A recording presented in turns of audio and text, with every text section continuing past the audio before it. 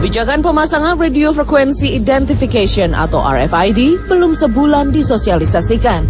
Kebijakan ini merupakan sebuah upaya Pertamina membatasi penggunaan bahan bakar minyak bersubsidi. Masyarakat berebut ingin tetap bisa mendapatkan jatah BBM bersubsidi.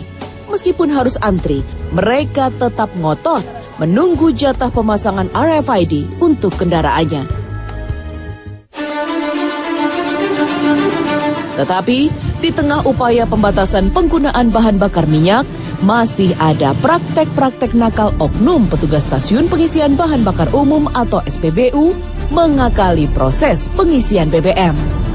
Praktek nakal ini dilakoni untuk meraup keuntungan sendiri. Tim redaksi Kontroversi mendapati permainan curang para oknum petugas di salah satu SPBU di wilayah Jakarta.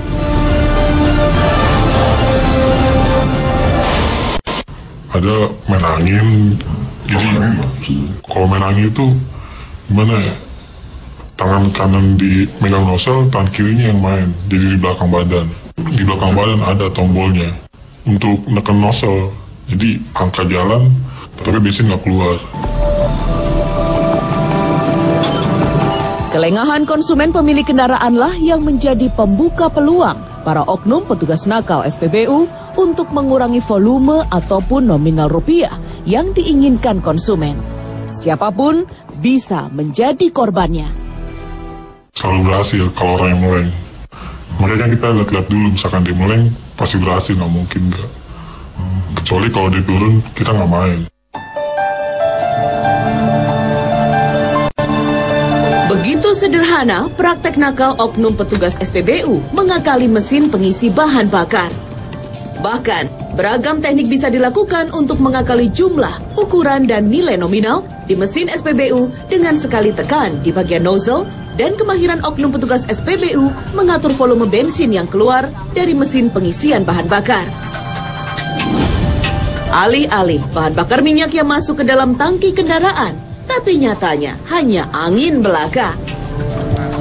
Konsumen yang memantau angka nominal dan jumlah volume bensin keluar tersirap dengan keahlian oknum petugas SPBU nakal memainkan jari-jarinya di mesin pengisian bahan bakar.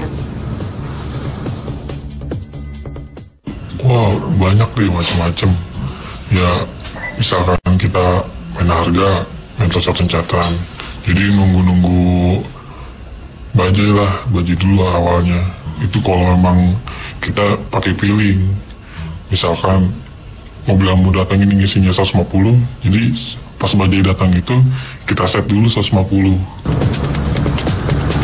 Bukan sekali dua kali, praktek-praktek nakal oknum petugas SPBU ini sukses melancarkan aksinya. Praktek tercela mengurangi bensin konsumen sudah seperti menggurita. Praktek nakal ini diwariskan dari satu generasi petugas oknum SPBU ke oknum petugas lainnya yang bertugas di bagian pengisian bahan bakar. Ya awalnya diajarin, pas pertama kita masuk sama orang lama kita diajarin.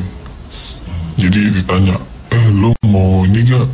Mau ambil untung di sini? Lu kan gaji kecil nih, makanya lu sini gue ajarin. Makanya diajarin sama dia di tahap-tahap semua diajarin. Jadi pas di keluar juga kita sendiri, anak-anak sendiri yang main.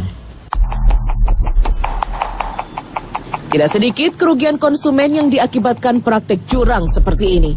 Dalam satu shift jam kerja, oknum petugas SPBU bisa menilep 200 hingga 300 ribu rupiah per orang.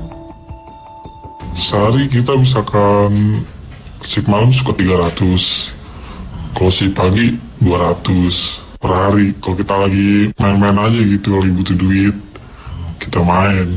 Kalau semuanya, wah deh hampir 2 juta lah.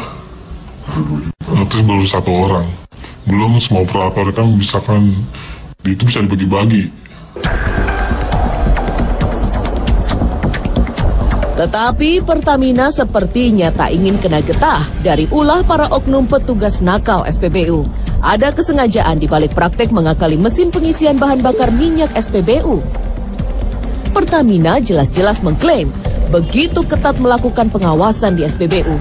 Soal standarisasi pelayanan diutamakan. Dan jika terbukti ada kelalaian akibat faktor kesengajaan, sanksi tegas pun akan dijatuhkan kepada setiap stasiun pengisian bahan bakar.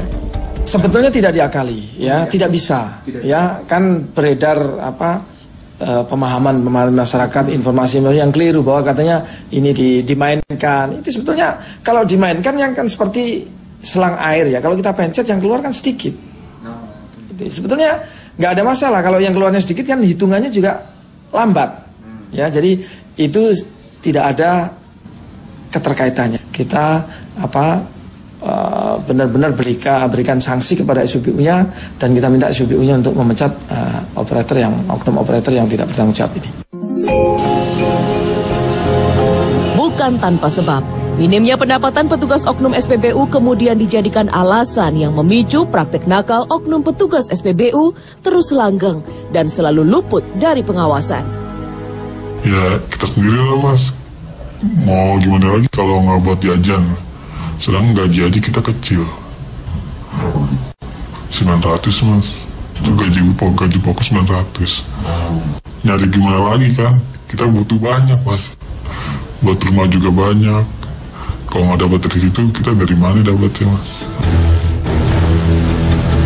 Selalu ada pembenaran yang dicari-cari untuk seolah melegalkan praktek-praktek curang. Beragam dalih dikedepankan para oknum pelaku praktek curang, tanpa peduli para pelaku menciderai hak-hak konsumennya.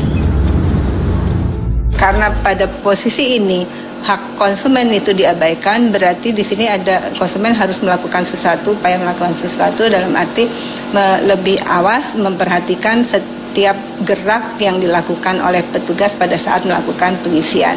Itu yang mungkin bisa dilakukan oleh konsumen untuk menghindari hal itu.